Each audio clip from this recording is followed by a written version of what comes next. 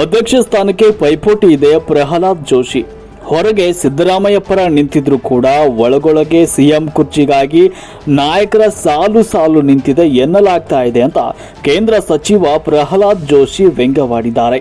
ಅವರು ಹುಬ್ಬಳ್ಳಿ ನಗರದಲ್ಲಿ ಮಾತನಾಡಿರುವ ಅವರು, ದೇಶಪಾಂಡೆ ಮೊದಲು ನಾನು ಸಿಎಂ ಬದಲಾವಣೆಗೆ ಸಿದ್ಧ, ನಂತರ ಪರಮೇಶ್ವರ್, ಡಿಕೆ ಶಿವಕುಮಾರ್, ಎಂಬಿ ಪಾಟೀಲ್, ಸತೀಶ್ ಜಾರಕಿಹೊಳಿ ಕೂಡ ಮೊದಲ ಸ್ಥಾನದಲ್ಲಿದ್ದಾರೆ.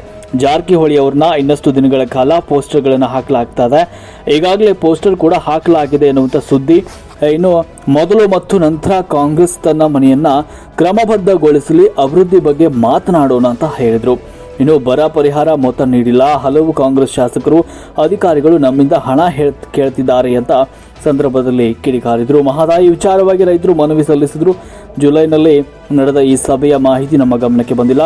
ಮಹದಾಯಿ ವಿಚಾರದಲ್ಲಿ ದಾರಿ ತಪ್ಪಿಸುವ ಯತ್ನ ನಡೀತಾ ಇದೆ. ಗೋವಾಕ್ಕಷ್ಟೇ ಅಲ್ಲ, ದಾಬೋಲ್ನಿಂದಲೂ ಕೂಡ ಯೋಜನೆ ಇದೆ. ಇದು ಗೆಲುವಿನ ಯೋಜನೆಯಾಗಿದೆ. ಮಹದಾಯಿ ಏನಿದ್ರು ಒಳ್ಳೆಯದು, ಇದು ನಮ್ಮ ಕಾಲದಲ್ಲಿ ಸಂಭವಿಸಿತು. ಮಹದಾಯಿ ವಿಚಾರದಲ್ಲಿ ಕಾಂಗ್ರೆಸ್ ಏನೂ ಮಾಡಿಲ್ಲ. ಮನೆ ಅಥವಾ ಗಿಡ ಕಟ್ಟಲು 6 ತಿಂಗಳು ಬೇಕು. ಇರೋ ಮಾಹಿತಿ ಪ್ರಕಾರ 2 ಲಕ್ಷ ಸಸಿ ಕಡಿಬೇಕು. ಕರ್ನಾಟಕದ ಹಿತಕ್ಕಾಗಿ ಕೆಲಸ ಮಾಡ್ತೇವೆ. ಕಾಂಗ್ರೆಸ್ಗೆ ಒಂದು ಹನಿ ನೀರು ಕೊಡಬಾರದು ಅಂತ ಹೇಳಿದ್ರು. ಇದು ಕೇವಲ ಗೋವಾ ಸಂಬಂಧಿಸಿದ ಯೋಜನೆ ಇಲ್ಲ, ಅಲ್ಲಿ ಹುಲಿ ಕಾರಿಡಾರ್ ಇಲ್ಲ ಅಂತ ಹೇಳಿದ್ರು. ವರದಿ ಪ್ರಕಾಶ್ ಧೂಪದ್, ಮಹಾಯುದ್ಧ ನ್ಯೂಸ್, ಧಾರವಾಡ. ಮನವಿ ಕೊಟ್ಟಿದ್ದಾರೆ. ನಾನು ನಿನ್ನೆ ನಿಮ್ಗೆ ಹೇಳ್ತೀನಿ, 31ನೇ ತಾರೀಕು ನಮಗೆ ಯಾವುದೇ ರೀತಿಯಂತ ಮಾಹಿತಿ ಇರಲಿಲ್ಲ. ಆ ಹಿನ್ನೆಲೆ ಒಳಗ ಟೈಗರ್ ಕನ್ಸರ್ವೇಟಿವ್ ಅಥಾರಿಟಿ ಅವರು ವೈಲ್ಡ್ ಲೈಫ್ ಬೋರ್ಡ್ಗೆ ಕೊಡಬೇಕಾದಂತ ಕಾಮೆಂಟ್ ಅನ್ನ ಅವರು ಕೊಡದೇ ಇರೋ ಕಾರಣದಿಂದ ಅದನ್ನ ಡೆಫರ್ ಮಾಡಲಾಗಿದೆ. ಮತ್ತು ಒಂದ್ ಕಡೆ ಎಲ್ಲೋ ತಪ್ಪುದಾರಿಗೆಳೆಯುವಂತಹ ಒಂದಿಷ್ಟು ಪ್ರಯತ್ನಗಳು ನಡೀತಾ ಇದೆ. ಗೋವಾಕ್ ಬೇಕಾಗುವಂತಹ ವಿದ್ಯುತ್ ಯೋಜನೆಗೆ ಮಾಡಿಕೊಟ್ಟಿದ್ದಾರೆ, ಇದಕ್ಕೆ ಮಾಡಿಕೊಟ್ಟಿಲ್ಲ ಅಂತ ಅದು ಸರಿಯಲ್ಲ. ಗೋವಾದ ವಿದ್ಯುತ್ ಅಂತ ಅಲ್ಲ, ಅದು ದಾಬೋಲ್ದಿಂದ ಎನ್ ರೂಟ್ ಎಲ್ಲೆಲ್ಲಿ ಬರ್ತೈತಿ, ಎಲ್ಲಾ ರಾಜ್ಯಗಳ, ಎಲ್ಲಾ ಹಳ್ಳಿಗಳ, ಎಲ್ಲಾ ಜಿಲ್ಲೆಗಳಿಗೂ ಈ ಯೋಜನೆ ಅತ್ಯಂತ ಅಭೂತಪೂರ್ವವಾದಂತಹ ಯೋಜನೆ.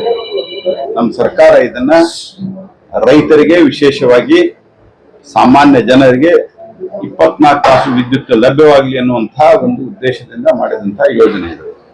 ಹಾಗಾಗಿ ಈಗೂ ನಾವು ರಾಜ್ಯ ಸರ್ಕಾರಕ್ಕೆ ಹೇಳಿದ್ದೀವಿ, ಇದನ್ನ ನೀವು ರೀಕನ್ಸಿಡರ್ ಮಾಡಂತ. ರಾಜ್ಯದ ಸಂಬಂಧಿಸಿದ ಅಥಾರಿಟಿ ಅವರು ಅದನ್ನ ರೀಕನ್ಸಿಡರ್ ಮಾಡಲಿಕ್ಕೆ ಒಪ್ಪಿಕೊಂಡಿದ್ದಾರೆ. ಮಹದಾಯಿಗೆ ಸಂಬಂಧಿಸಿದಂತೆ ನಾನು ರಿಪೀಟೆಡ್ ಆಗಿ ಹೇಳಿದ್ದೀನಿ, ಇದ್ರೊಳಗೆ ಏನೇನು ಒಳ್ಳೇದಾಗ್ಯದ ಅದೆಲ್ಲ ನಮ್ಮ ಕಾಲದಲ್ಲೇ ಆಗ್ಯದ.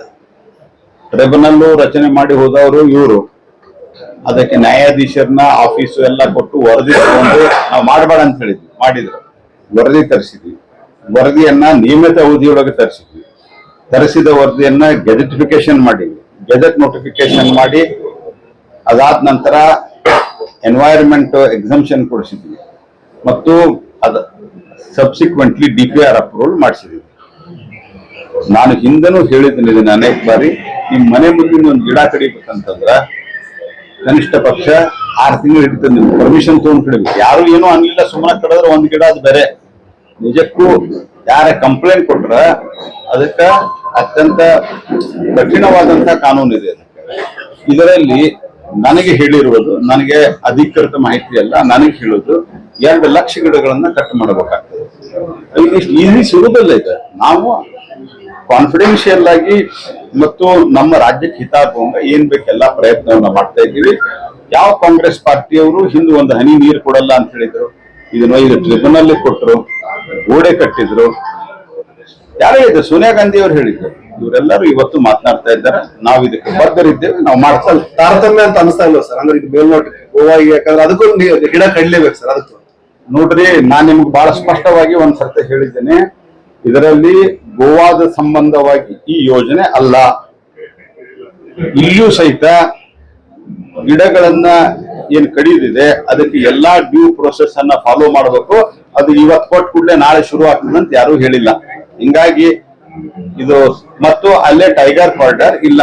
ಟೈಗರ್ ಕಾರಿಡಾರ್ ನಿಮ್ಮ ಅನೇಕ ನಮ್ಮ ರೈಲ್ವೆ ಯೋಜನೆಗಳು, ಅತ್ಯಂತ ಪ್ರಮುಖ ರೈಲ್ವೆ ಯೋಜನೆಗಳು, ರಸ್ತೆ ಯೋಜನೆಗಳು, ಅಲ್ಲಿ ಕಾಡು ಪ್ರಾಣಿಗಳಲ್ಲಿ ಅದರಲ್ಲಿ ವಿಶೇಷವಾಗಿ ಆನೆ ಮತ್ತು ಹುಲಿ, ಸಿಂಹಗಳು ಓಡಾಡ್ತಾವ ಅನ್ನುವಂತ ಕಾರಣಕ್ಕೆ ಅತ್ಯಂತ ಪ್ರಮುಖ ಪ್ರಾಜೆಕ್ಟ್ಗಳು ನಿಂತಾವ. ಸರ್ ನಿಮ್ಮ ಒಂದು ಸ್ಟೇಟ್ಮೆಂಟ್ ಬಹಳ ಚರ್ಚೆ ಆಗ್ತದೆ ಸರ್, ಎಲ್ಲರೂ ಮಾತಾಡ್ತಿದ್ರು ಸರ್. ನೀವೇ ಚರ್ಚೆ ಈ ಹೊಸ ಸಿಎಂ ಕ್ಯಾಂಪೇನ್ ಆರಂಭವಾಗಿದೆ ಸರ್ ಕಾಂಗ್ರೆಸ್ ನಲ್ಲಿ. ಬಿಡ್ರಪ್ಪ ನೀವು ಅದನ್ನ ಹೇಳ್ತೀರಿ, ಅವರೆಲ್ಲರೂ ನೋಡ್ರಿ ನಾನು ನಿನ್ನೆ ಹೇಳಿದ್ದೀನಿ, ಇಷ್ಟು ರಿಯಾಕ್ಟ್ ಮಾಡೋದು ಅರ್ವತ್ತೇನಿತ್ತ ಅಂದ್ರ ಅವ್ರು ತಪ್ಪು ಮಾಡಿದಾರ ಅಂತ. ಎಷ್ಟು ಮಂದಿ ಇದಾರೆ ಮಂತ್ರಿಗಳು ಕರ್ನಾಟಕದಾಗ? 32 ಮಂತ್ರಿಗಳನ್ನು ರಿಯಾಕ್ಷನ್ ಕೊಟ್ರ. ಅಂದ್ರ ಇದ್ರದ್ದು ಬಿಸಿ ಏನದ ಬಹಳ ಚೆನ್ನಾಗಿರ್ತದ.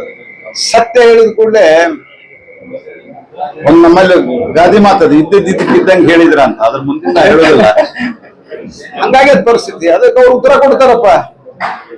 ನಾವು ಅದಕ್ಕೆ ಉತ್ತರ ಕೊಡೋದಕ್ಕೆ ಎಲ್ಲರಿಗೂ ನಾನೆಲ್ಲಿ ಉತ್ತರ ಕೊಡೋದು ಹೋಗ್ಲಿ?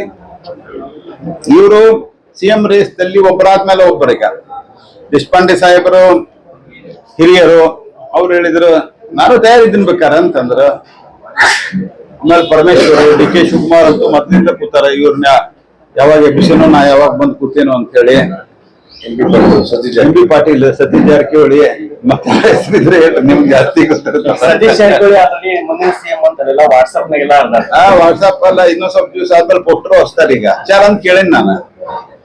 ಇವೆಲ್ಲ ನಡೆದಾವ ಕಾಂಗ್ರೆಸ್ ಪಾರ್ಟಿ ಒಳಗ.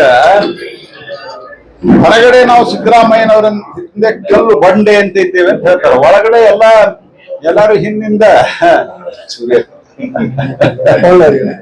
ಇದೆಲ್ಲ ಆತರಿಂದ ತಮ್ಮನಿ ಸರಿ ಮಾಡ್ಕೊಳ್ಳಿ. ಸುಳ್ಳ ನಾವೊಂದೇನೋ ಹೇಳಿದ್ದಕ್ಕೆ ಬಹಳ ಕಮೆಂಟ್ ಮಾಡ್ತಾ ಇದ್ದಾರೆ. ಹಾಗಾಗಿ ನಾನು ಕೇಳಬೇಕಾಗತ್ತ, ಮೊದಲ ಅಭಿವೃದ್ಧಿ ಬಗ್ಗೆ ಮಾತನಾಡ್ರಪ್ಪ ಅಂತ ಹೇಳಿದ್ದಾರೆ. ಈಗೂ ರೈತರು ಬಂದಿದ್ರ 20-25% ರೈತರಿಗೆ ಪರಿಹಾರ ಸಿಕ್ಕಿಲ್ಲ. ಏನೋ ಬರ ಪರಿಹಾರ ಸಿಗ್ಬೇಕಾಗಿತ್ತು. ಮಳಿ ಬಂದೈತಿ, ಈಗ ಮಳಿ ಬಂದಾಯ್ತು. ಈಗ ಬರ ಪರಿಹಾರ 20-25% ಸಿಕ್ಕಿಲ್ಲ. ದುಡ್ಡು ಕೊಡ್ರಪ್ಪ ಅಂತ ನಾನು ಹೇಳ್ಬೇಕಾಗಿತ್ತು. ದುಡ್ಡು ಕೊಟ್ಟಿಲ್ಲ. ಮಜಾಗಿ ಅಡ್ಗಾಲ ಹಾಕಿದವ್ರು ನೀವು. ಅದಾದ ನಂತರ ನಾನು ಅತ್ಯಂತ ಜವಾಬ್ದಾರಿಯಾಗಿ ಹೇಳ್ತಾ ಇದ್ದೇನೆ, ಅತ್ಯಂತ ಪ್ರಮುಖ ಅಧಿಕಾರಿಗಳು ಕಾಂಗ್ರೆಸ್ಸಿನ ಅನೇಕರು MLAಗಳು ಎಲ್ಲಿಯಾದ್ರೂ ನನಗೆ ಸಿಕ್ಕರ, ಸರ್ ಕೇಂದ್ರದಾಗ ಏನ್ರಿ ಯೋಜನೆ ಐತೆ ನಮ್ಮ ಕಾನ್ಸ್ಟಿಟ್ಯೂನ್ಸಿ ಒಳಗೆ ರಸ್ತೆ ಮಾಡಿಸ್ಲಿಕ್ಕೆ ಕೊಡಿಸ್ರಿ. ಅಲ್ಲಪ್ಪ ನಿಮ್ದ ರಾಜ್ಯ ಸರ್ಕಾರದ ನೀವು ನಮಗ್ ಕೊಡಿಸಬೇಕಲ್ಪ ಅಂತಂದ್ರ, ಸರ್ ಒಂದ್ ಪೈಸಾ ದುಡ್ಡು ಕೊಡ್ತಾ ಇಲ್ಲ ಅಂತ ಮಾತಾಡ್ತಾರೆ. ಒಂದ್ ದುಡ್ಡು ಕೊಡ್ರಪ್ಪ, ರಸ್ತೆ ಎಲ್ಲ ಹಾಳಾಗ್ಯಾವ. ಹುಬ್ಬಳ್ಳಿ ಒಳಗ ನಾವು ಭಾರತ ಸರ್ಕಾರದಿಂದ ಕಾಂಕ್ರೀಟ್ ರಸ್ತೆ ಎಲ್ಲ ಭಾರತ ಸರ್ಕಾರ, ನಿಮಗೂ ಗೊತ್ತಿದೆ, ಭಾರತ ಸರ್ಕಾರ ಮಾಡಿದಂತ ಕಾಂಕ್ರೀಟ್ ರಸ್ತೆಗಳನ್ನ ಬಿಟ್ಟರೆ ಎಲ್ಲಾ ರಸ್ತೆಗಳಲ್ಲಿ ತೆಗ್ಗುಗಳು ಬಿದ್ದಿವೆ. ಪಾಲಿಕೆಗೆ ಹಣ ಬಿಡುಗಡೆ ಮಾಡ್ತಾ ಇಲ್ಲ. ಇವ್ರಿಗೆ ಕೆಲಸ ಮಾಡೋದಕ್ಕಿಂತ ಹೆಚ್ಚು ರಾಜಕಾರಣ ಮಾಡೋದು. ಮತ್ತು ಇವತ್ತು ಇವರು ಅನ್ಪ್ಲಾನ್ಡ್ ಆಗಿ ಇವರು ಈ ಫ್ರೀ ಯೋಜನೆಗಳನ್ನ, ಫ್ರೀ ಬೀಸ್ ಅನೌನ್ಸ್ಮೆಂಟ್ ಮಾಡಿದ್ದರ ಪರಿಣಾಮವಾಗಿ ಅತ್ಯಂತ ದೊಡ್ಡದಾದಂತ ಒಂದು ಆರ್ಥಿಕ ಸಮತೋಲನ ಉಂಟಾಗಿ ಯಾವುದೇ ಕೆಲಸಗಳು ಆಗ್ತಾ ಇಲ್ಲ. ಹಿಮಾಚಲ ಪ್ರದೇಶದ